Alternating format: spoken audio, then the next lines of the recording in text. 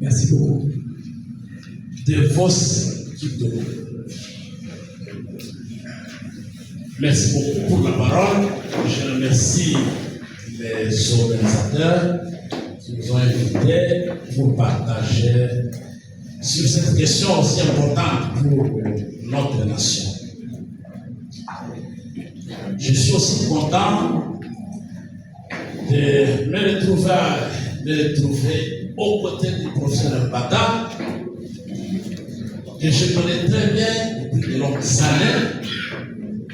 J'ai participé à plusieurs colloques et je crois que la dernière fois, c'est tout se passe sur la responsabilité sociale des universitaires. Et j'avais exposé sur un thème intitulé Le portrait d'un intellectuel pauvre. Et j'avais démontré à cette occasion que l'intellectuel congolais faisait face à deux problèmes. Le problème de la pauvreté matérielle, qui n'est pas à confondre avec le problème de la pauvreté intellectuelle. Aujourd'hui, je suis encore à ses côtés dans un domaine où il est plus outillé que moi. Mais je suis docteur en sciences politiques, professeur full des universités. Je suis spécialiste des sciences politiques. Et contrairement aux juristes, en sciences politiques, on observe trois faits. La parole. Donc nous, en sciences po, on transforme ce que vous appelez article en parole. La parole. Premier élément. Deuxième élément, les actes. Les actions de vous. Et nous, en sciences politiques, on observe dans la société. Est-ce que ce que vous dites est conforme à ce que vous faites? Est-ce que vous faites ce que vous dites et vous dites ce que vous êtes en train de faire? Et enfin, le troisième élément, les contacts. Quels sont les contacts que vous avez par rapport à ce que vous dites et par rapport à ce que vous êtes? Les trois éléments réunis en Sciences Po, on a le portrait des dirigeants. Donc, c'est de comprendre d'où il vient, où est-ce qu'il est et où il va. Au début du XXe siècle, un psychologue français, au nom de Henri Pirot, a créé une nouvelle discipline en sciences de l'éducation qui s'appelle la dosimologie. Poser de bonnes questions de façon à ce que l'évaluation des compétences donne la cote objective. C'est de là que découlent les principes selon lesquels une question bien posée contient à son sein la moitié de sa réponse.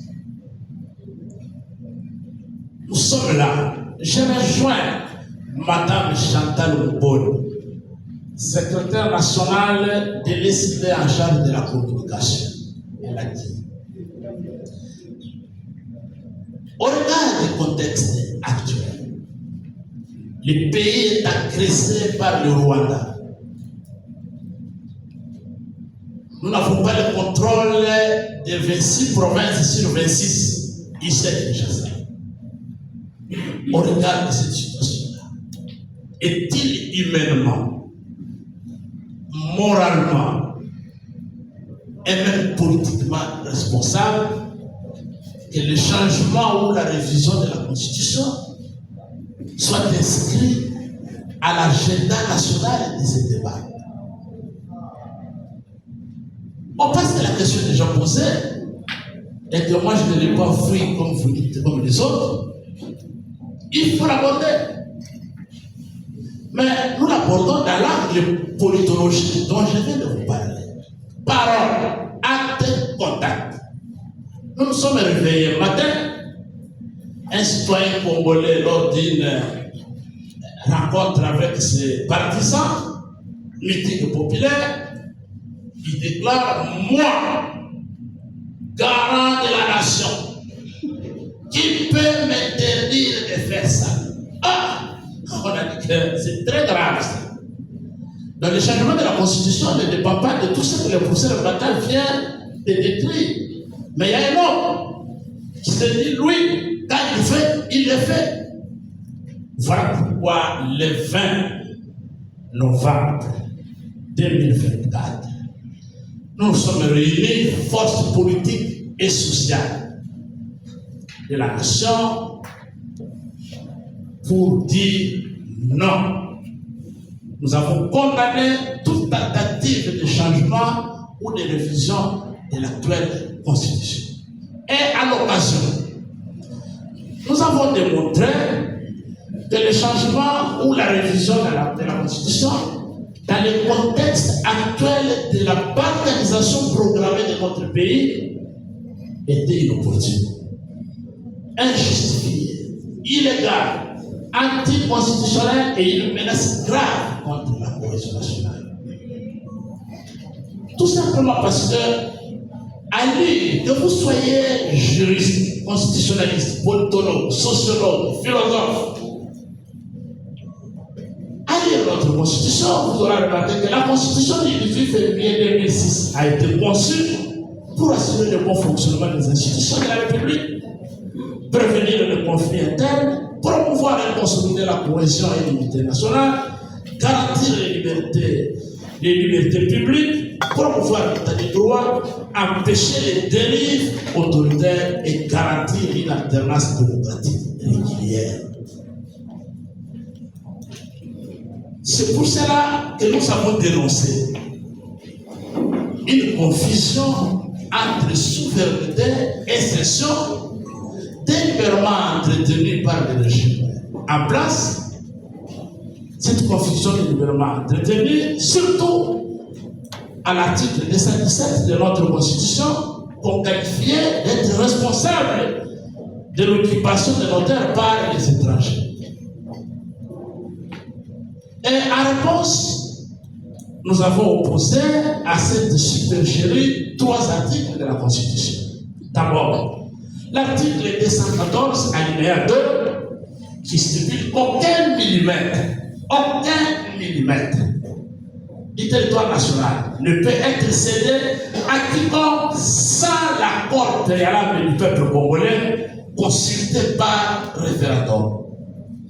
Ensuite, nous avons opposé cette supercherie par l'article 219 qui stipule qu'aucune révision ne peut intervenir pendant l'état de guerre. Est-ce que nous sommes pendant l'état de guerre ou pas?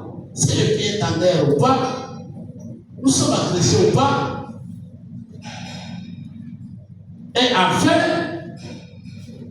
l'article 220 qui est totalement verrouillé, mais que l'intelligence humaine cherche à déverrouiller. Messieurs, madame, les organisateurs de ce forum, mes chers participants, revenons à présent aux faits. Revenons à ce qui est empirique de la situation de notre pays. Aujourd'hui, la RDC est confrontée à une guerre d'agression, aux groupes armés. Nous avons une gouvernance calamiteuse, une gabegie financière indescriptible, des violations récurrentes de droits humains. Chacun de nous sait quand il dort, mais il ne sait pas comment il va se réveiller. On peut vite décueillir à 1h du matin, à 2h en sous-vêtements, en pyjama, ça n'est pas dans la situation où vous vous retrouvez. Et puis, vous amenez un mois pour te disparaître, tu es au joueur au Dana, demain tu as pour moi, et puis demain, les enfants, la famille vous cherche. Le braquage et les simulacres de taureau. Nous sommes là. Les tribalismes primaires qui minent la cohésion nationale. Mais face à ces tableaux, les questions que nous délabrons, nous posons sont simples. Première question. Quelles sont les dispositions de cette constitution qui pose problème. J'ai entendu le prophète lire quelques dispositions. Mais si c'est seulement ça,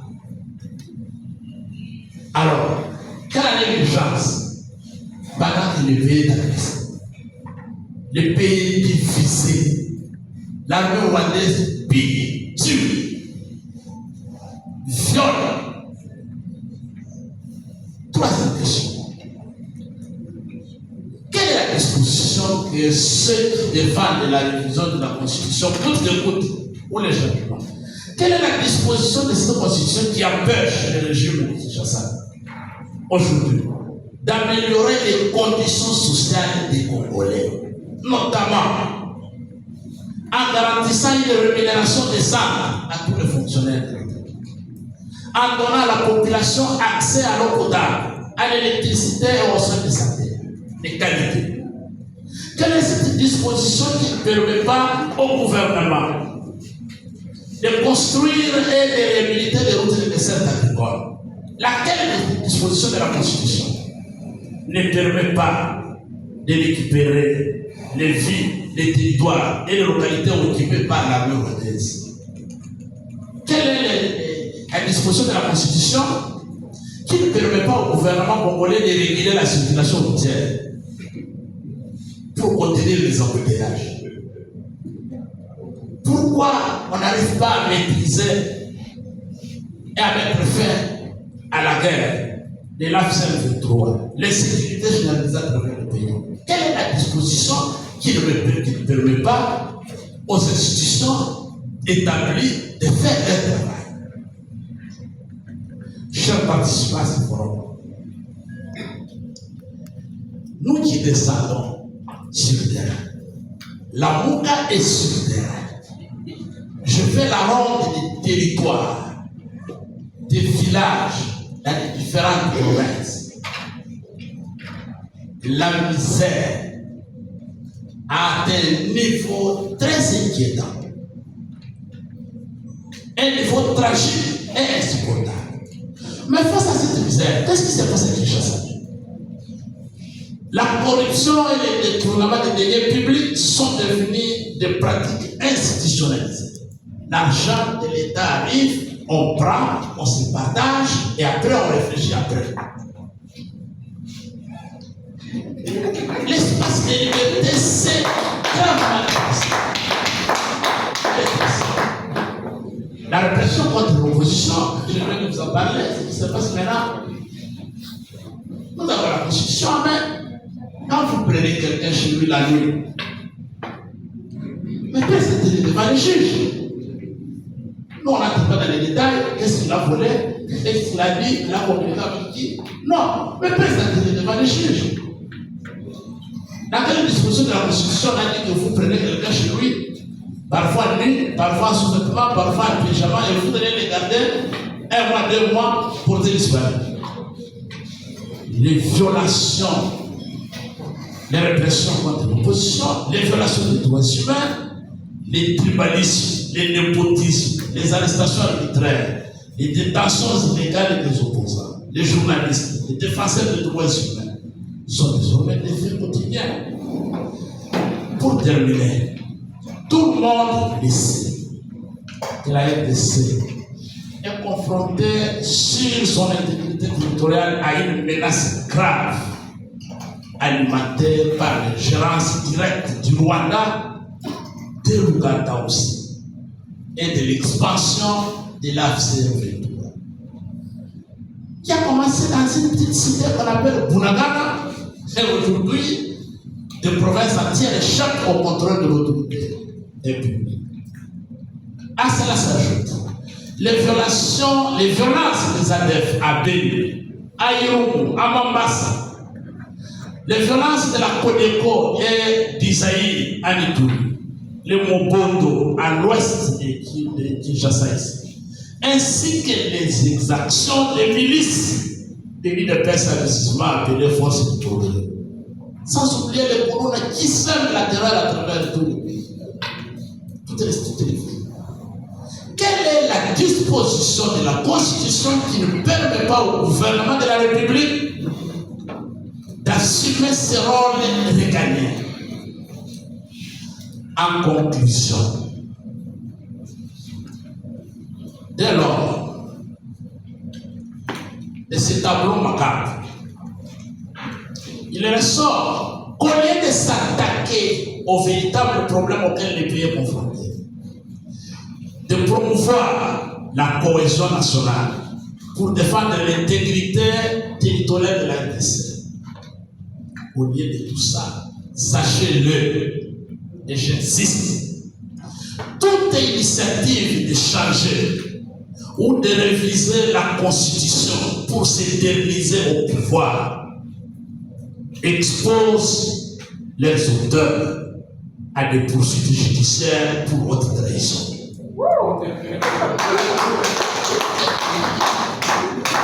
Nous demandons tout simplement à ceux qui gèrent le pays et à tous les Congolais sans discussion de respecter scrupuleusement cette constitution et le pays va marcher. La priorité des priorités aujourd'hui, où le pays est en voie de la balkanisation,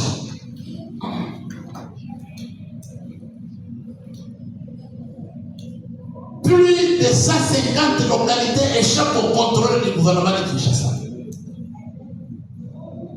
La priorité des priorités aujourd'hui, c'est l'organisation d'un dialogue national inclusif pour fédérer les énergies nationales afin de défendre l'intégrité de notre territoire et non pas de chercher à se cramponner au pouvoir pour satisfaire les caprices des gros intestins. Je vous remercie.